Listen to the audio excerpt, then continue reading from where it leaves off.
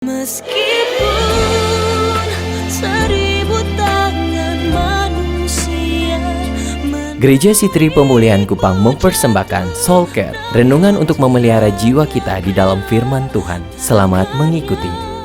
Maka berkatalah orang-orang itu, kita tidak akan mendapat suatu alasan dakwaan terhadap Daniel ini kecuali dalam hal ibadahnya kepada Allahnya. Tangkap ini, kalau orang menyentuh area profesi ekspertis sekuler saudara dan mereka tidak mendapat alasan untuk menjatuhkan saudara, maka mereka coba jamah yang sakral di hidup saudara. Dan kalau dia jamah itu, dia berurusan dengan yang saudara sembah. Nah, saudara tahu ibadah itu sakral bagi masing-masing orang. Saudara tidak bisa ganggu ibadah orang. Bapak Ibu saudara, pernahkah saudara temukan ada orang yang ganggu pekerjaan saudara, ganggu bisnis saudara, lalu dia tidak dapat celah, dia mulai ganggu saudara. Nah, tahukah saudara bahwa ibadah itu sakral, itu antara engkau dengan Tuhan. Agama lain punya ibadah saja kita hormati. Betul Bapak Ibu saudara? Saya percaya satu hal, saudara mau menyeberangkan Yesus kepada seseorang, jangan jadi batu sandungan bagi orang itu. Saudara tidak bisa memberi orang mencium bunga pada saat yang sama potong di hidung. Dia tidak bisa cium. Saudara sudah lukai hidungnya.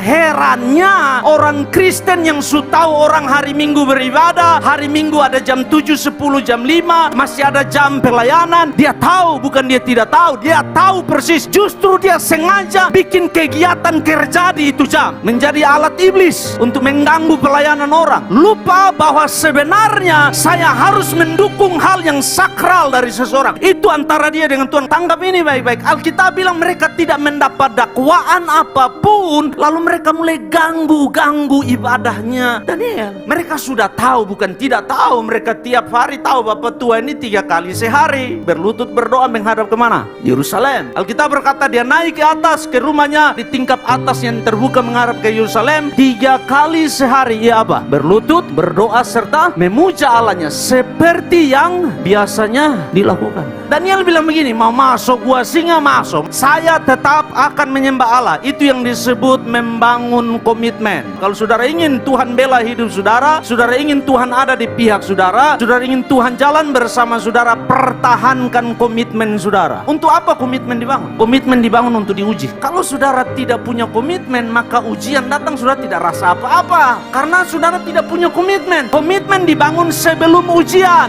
bukan komitmen dibangun pada saat ujian. Tidak bisa. Kenapa? Sebab ujian dan tantangan datang untuk menguji komitmen. Itu yang saudara harus tangkap. Makanya ada orang bilang, sebelum engkau merubuhkan sebuah pagar, tanya dahulu kenapa pagar itu dibangun. Kalau engkau ingin melanggar komitmen yang kau bangun, tanya kenapa engkau bangun komitmen itu dulu. Nah, itu yang Daniel lakukan. Dia menjaga komitmennya, dia membangun komitmennya. Dia bilang, pokoknya 3 kali sehari saya tetap beribadah, berdoa, memuja Allah. Tahukah saudara bahwa komitmen memberi rasa aman bagi saudara waktu engkau buat sesuatu? Kenapa engkau sudah bangun itu sebelumnya? Saya lakukan ini kan saya sudah bangun komitmen.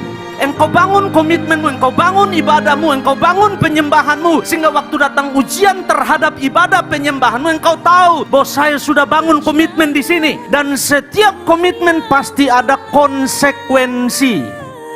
Oh, percayalah Tuhan yang bela.